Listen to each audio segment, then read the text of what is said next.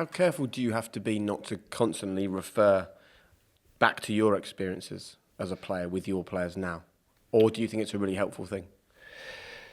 I definitely tap into my own experiences, but it's not so much along the lines of, oh, I remember I scored this goal, or I made this run, or I remember this game when I did this or that.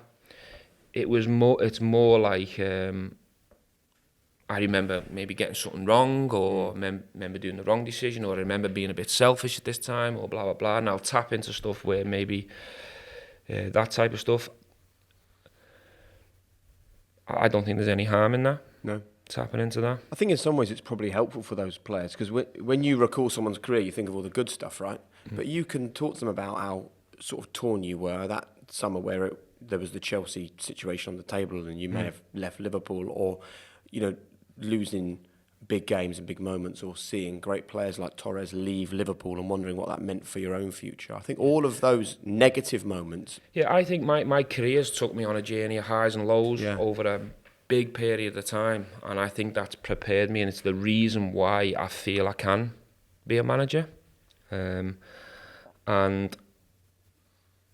that's where I think I can support players, because I do believe I've not been there and got the t-shirt type, but I've definitely experienced the majority of what you can experience as a player, on and off the pitch. Yeah. And I think even in those moments you were, without knowing it, kind of managing other players. Of all of the things that happen in your career, shall I tell you the thing that I think about when I think about you as a leader?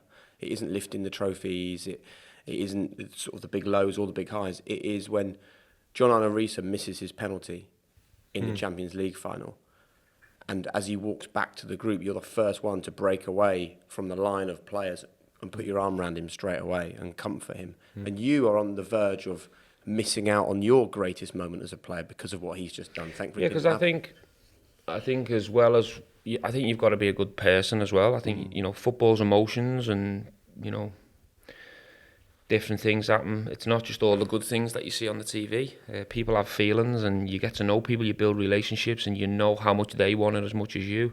There's been many occasions where I've done stuff that's not really to do with football or on the pitch that have made me feel just as proud as going up and lifting a trophy. Like, for example, when tournaments with England haven't gone well, and you know that the whole group are about to be battered from pillar to post, and you've had to step forward and do a press conference and take a lot of the responsibility and the blame. And there's a lot of things that come with leadership, and it's not just the walking up to lift trophies and getting the credit and getting a 9 out of 10. And were they conscious decisions though, or when in that John Arisa moment, did you actually consciously think, right, he's going to be really upset with that, I'm going to go speak to him? Was it all? I want to be there. I want to be there for him. I want to show him that I'm not just on his back when he puts it in the top corner from 40 yards. I'm there for him when he's at his lowest moments as well. And I think that's when you get respected as a leader, when you are there for your teammates in the good and the bad times and the indifferent times. And I think as a manager,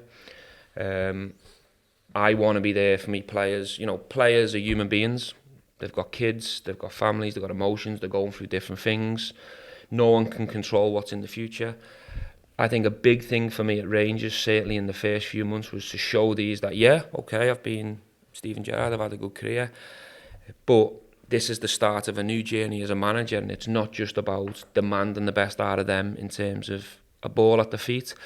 It's to be there for them as well, for everything. Give them support when they need it, maybe when they're not having a good time. And I think what's your advice to people who find it difficult to put themselves at the front and take pressure for everyone else around them? Well, I think you get to know the individuals. All individuals are different. They have different levels of talent. They bring different strengths. They're different characters. They're different people, different humans. I think over time you have to get used to them, and you have to try and get the best out of that individual. But you have to realise that one individual is completely different to the other. Some people manage themselves. I'll give you an example. Stephen Davis. He comes into work, his standards are the same every day. His diet, his body weight, his attitude, his energy. He manages himself. I have to give him very little. Then the other scale, we've got younger players who are new, they're brand new, they're still finding themselves, they're still shaping themselves as a player, as a human, blah, blah. He needs more of my time, he needs more 1v1 chats, he needs more guidance, more help, more support. It's getting to know what does that individual need and trying to, support them in the best way you can. Can I ask you then about some of the examples you talk about, some of these younger people, and just switch it a little bit? Given the sort of rich career and the experiences you've had, what do you teach your children from that? What's the most important lessons that you take from that career and pass on to your kids? Basically, what the one-liners that I got when I was at their age, I've got obviously 3 girls and a little boy at the moment who's only 3, but with the girls, it's very much be honest and be respectful. 2 very important things for me, but you normally get out of life what you put in. So whatever you decide to be, there's no pressure on my kids. They don't have to be footballers. They don't have to love football. It's them finding out what they want to do, what they want to be, and me giving them the support and stuff. But basically, letting them know that they'll normally get out of life what they put in. If you make sacrifice, if you work hard, if you're good to people, normally things work out. You let them fail at things, because one of the issues with modern parenting is we make sure our kids are great at everything all the time, and not learning to fail is a really dangerous lesson, because people think it's a dangerous lesson, but from my experience, I think sometimes failure helps you to become better. Oh, definitely, yeah. And I'm saying a lot of people don't 1,000,000%. let their kids fail. Do you allow yours to fail and to struggle at things to learn how the world really is? It's not an easy one as a parent. I don't want them to fail. Yeah. But depending on what the failure was and blah, blah, blah, and how they felt about it, I think it'd depend on how I reacted to it. But if I had a chat to them about it, sometimes getting stuff wrong and making mistakes and failing at something could help you in the big picture and in the long run. What's your approach to failure? Analyse, reflect, work out how and why, and go again to make it better. But it's okay though, isn't it? I mean, failure is okay because that's where you find your Not logic. at the time, it's not. It's been horrible, let me tell you. It's horrible, but it's happened. It's about dealing with it. Yeah. Analysing, reflecting and finding the answers and deciding whether you want to go and do it again. But I'm up for a challenge. I'm not scared of failure, even though I know that it stays with me for a long time. I'm someone who is driven and wants to challenge myself again. I wonder, whether that moment against Chelsea, if that hadn't happened and you'd won the Premier League that season, I wonder whether you would be a manager now. So do I. I don't think you would necessarily.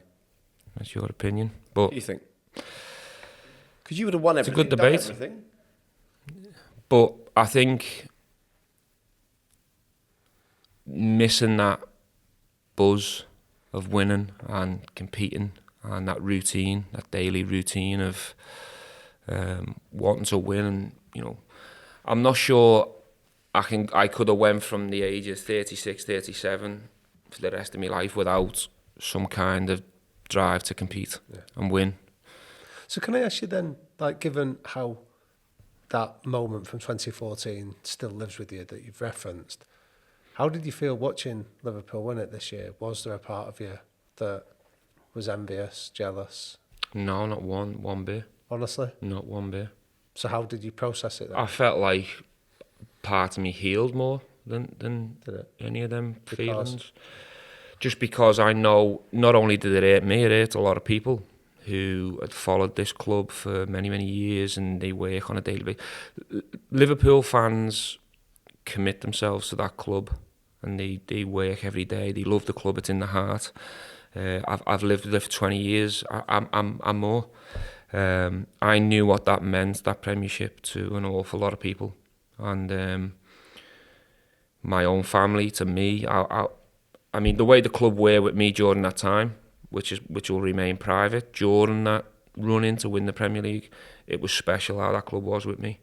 Do you think that's because they were aware of how big it was? What it meant to me and what I'd probably been through, and they listen to interviews and you've still got the relationships with all them people and stuff. No, I think a lot of people were probably wondering whether I was jealous, but I just, nah. So can I ask you a question about that game specifically? Because I want to almost tackle a bit of a myth, and I don't know if it's true or not, that there was a story that one of the techniques that Brendan Rodgers was using at the time was reading out letters from loved ones before a game Yeah, to that was let true. you know how important it was. And before that game, it was letters from your family that and whether that tipped you over the edge emotionally that day, that it was almost you were trying too hard, you were too eager. Are you talking about the City game or the actual Chelsea game? Well, all in that running, but I think it's a Chelsea I can't game. remember the exact game my family thing was read out, but it was certainly towards the latter stages. But did that help, or did that tip you over the edge emotionally? I used to like it. I like that technique because I think he really pulled on your heartstrings before games, and he'd done it probably for the majority of them games that season. Yeah. He picked a different player, and clever, I think. It was very clever, and I liked the way he done it in secret to people that. Yeah, I think it was brilliant, and there's different ways and techniques how to get the best out of people. I'm not sure whether mine was on that day. I couldn't really answer that question to you, to be honest. But talking about, did I get too emotional in that running? 100%. Because I look at the reaction after the City game and blah, blah, blah, and for sure, yeah. Because it meant so much. Was there also a bit of fear around at that time for you with the fact that your Liverpool career was coming to an end and you having to face up to that? Or was fear never an emotion around that? I'm not sure fear is the right word. There was definitely an awareness that I wasn't the player I was probably 3-4 years earlier. Obviously, I'd changed position and I was adapting as a midfielder, if you like, and becoming a little bit more reserved and a deep lying midfielder, whatever. People have different terms for it, quarterback, playmaker, whatever. I knew I wasn't the maraud and full of energy, jump round and go and press and get in people's face. I knew I weren't that type of player. And I knew I was aware of my age and stuff, but I still believed I could have contributed in a strong way to that team and that club.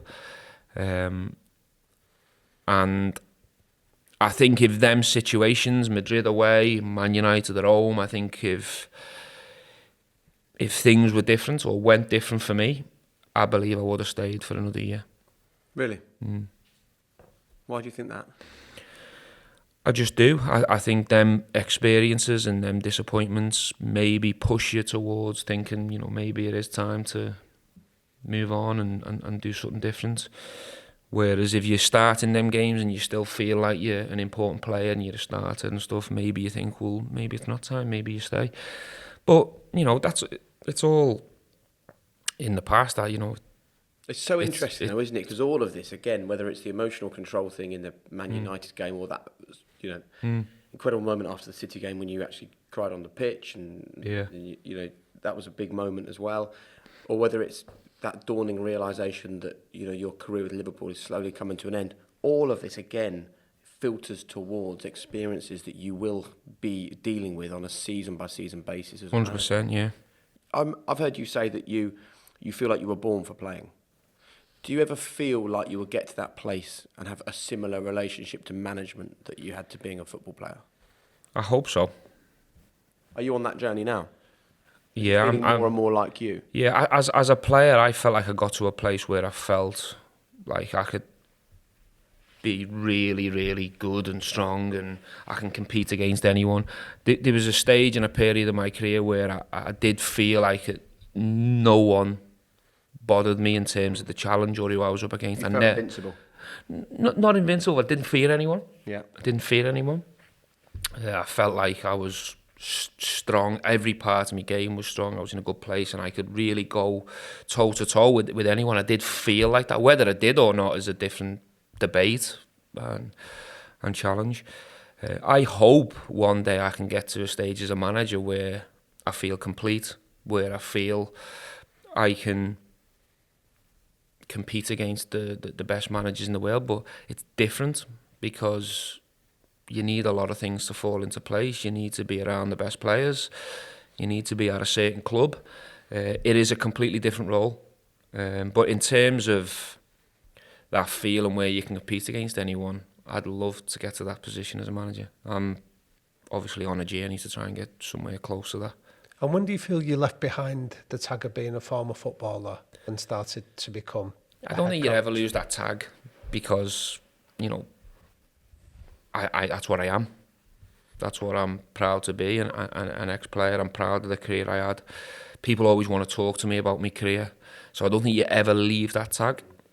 But I think for me, the way I go about my business now, I very rarely think about Steven Gerrard, the player, unless I'm trying to tap into an experience. I try and live my life now as trying to be the best manager I can be. And you gave so in terms of me personally, I've left it. But for other people, yeah, I don't think you ever lose that tag of being the ex-player because people always bring it up. You try to remember seeing you there, remember that game, and you can't get away from it. You gave so much to being a player. I mean, it dominated your life for 20 years. Will you allow yourself to be that obsessive about management? Will you allow it to dominate your life in the same way? No, but I think there will be times when it does.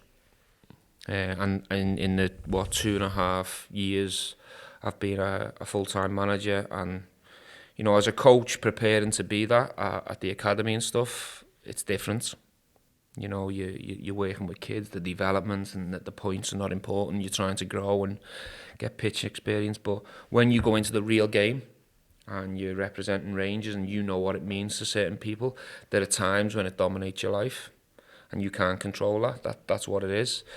But there will be a stage in my life where I have to give it up for the sake of my family and for myself, to cut it and live life with a bit of peace, I think. But I wonder if you can do that. I hope so. I think there's got to be a stage of your life where you have calm and peace, and but at the moment I don't feel ready for that. I do still feel full of energy. I do think I can help players.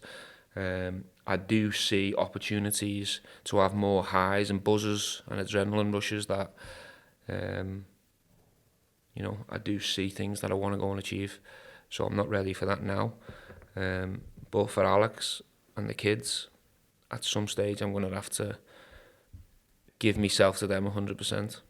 Have they? When that'll be, who knows? Have they ever asked for that? Alex would take it tomorrow. I bet. She'd take Well, you it have to remember how much the family come with you on that emotional journey. You know, we've spoken a lot about 2014. She would have been the one picking you up after that, I imagine. 100%, yeah. She's the one who brings me down when I'm coming and think I'm fantastic. If I've scored a goal or we've won a game, she pipes me down. And when you're on the floor and you're staring at the wall, she's the one who helps pick you up. She's going through the journey as well. So at some point, and the kids see it. You know, you do your best to keep it away from you. You try and not bring it home. But any manager or any player that says, "Yeah, don't take it home, I leave it in the car," they're telling you lies. Please hit subscribe, hit the notification bell, give us a thumbs up, leave a review, but somehow get involved with the High Performance Podcast and become part of our growing community. Thanks for being part of the adventure.